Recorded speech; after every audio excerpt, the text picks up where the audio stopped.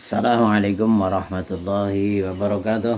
Bismillah, alhamdulillah, wassalatu wassalamu ala rasulillah. Saudaraku yang saya banggakan, dari Sabang sampai Merauke, dari ujung barat sampai ujung timur, pada kesempatan kali ini kita akan menanggapi sebuah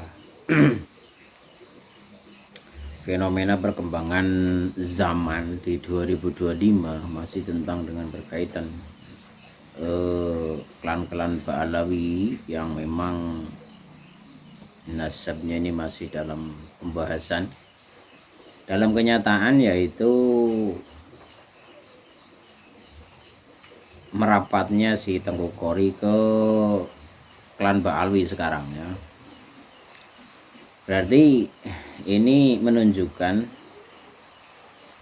dadakan kok kenapa si Bang Kori ini diterima untuk bisa merapat sebagai benteng nasab dari klan Ba'alawi ya.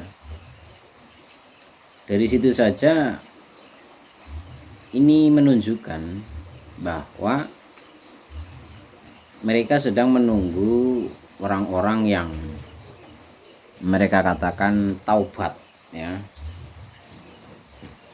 sehingga mereka mau kembali ke barisan mereka sebagai muhibbin, ataupun para mantan-mantan habib-habib ini yang gagal menjadi habib ini bisa menunjukkan eksistensi mereka bergabung dengan golongan mereka ya.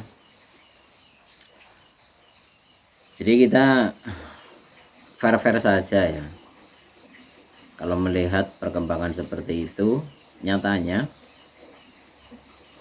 si Tengku Kori diterima oleh si habib-habib itu, apalagi kalau Kiai Haji Imad ini menyatakan taslim kepada para Ba'alawi, klan-klan Ba'alawi tersebut, ya otomatis kemungkinan besar Kiai Haji Imaduddin Al-Bantani ini akan menjadi orang yang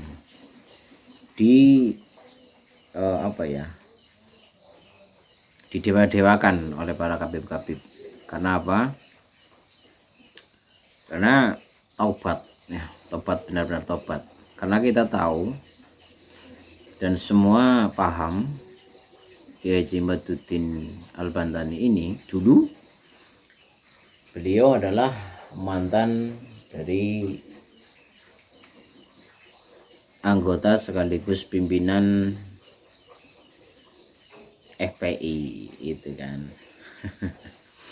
Seandainya beliau mau bertaubat dan kembali ke klan Ba'alawi, tidak lagi mengutik-utik ataupun mencari dalil-dalil yang memang di situ mematahkan, memutuskan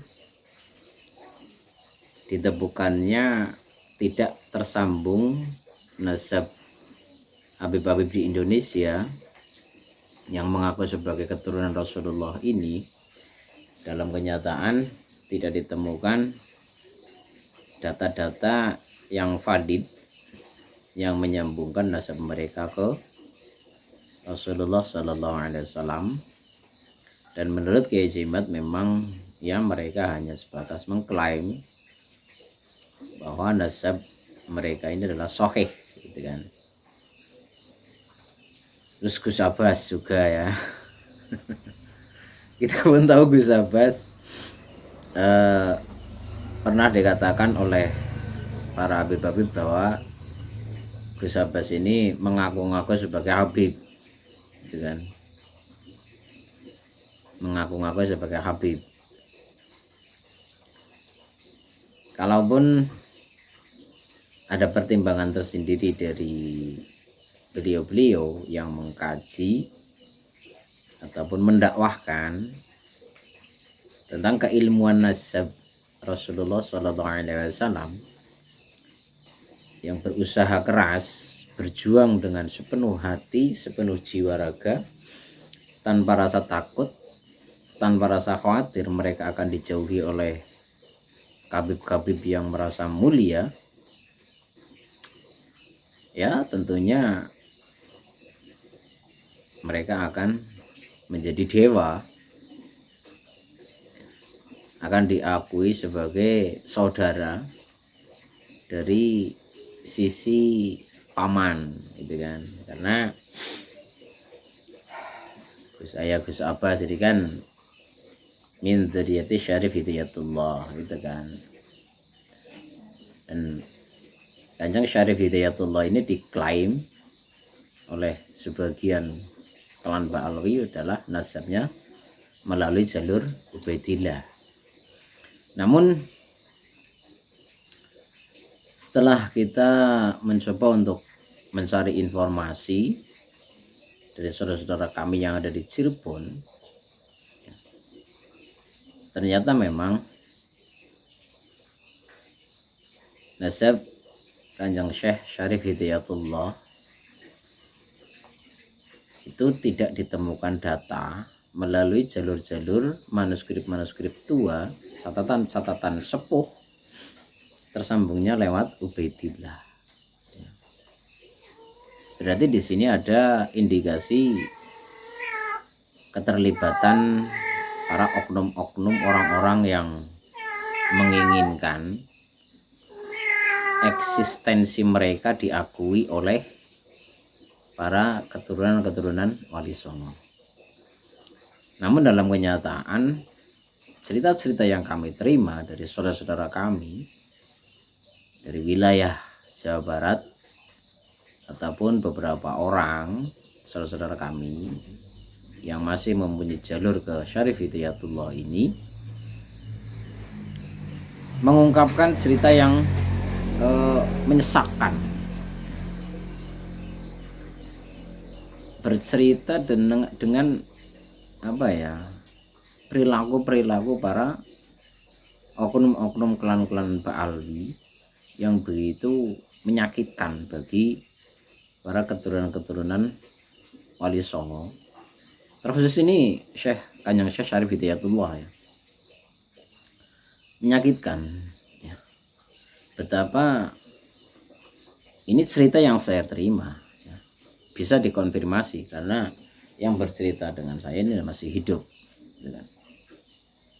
Seperti apa mereka mengunggulkan nasabnya. Kemudian di saat bertemu dalam acara ya, mereka sangat-sangat menunjukkan kesombongannya, keangkuhannya.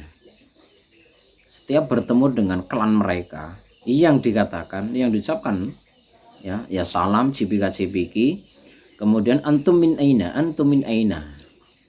ana mimbani, ini mimbani bani ya.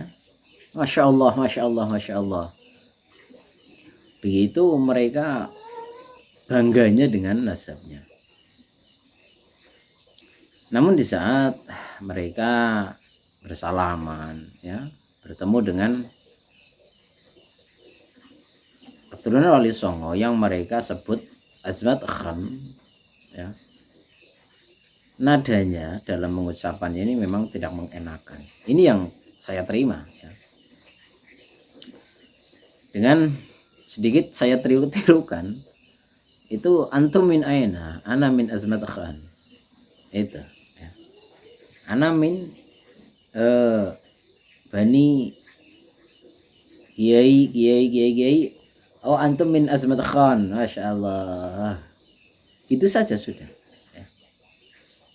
Dari nada yang mereka sampaikan, dari mereka yang ucapkan, ini memang merendahkan ya. Secara lisan, secara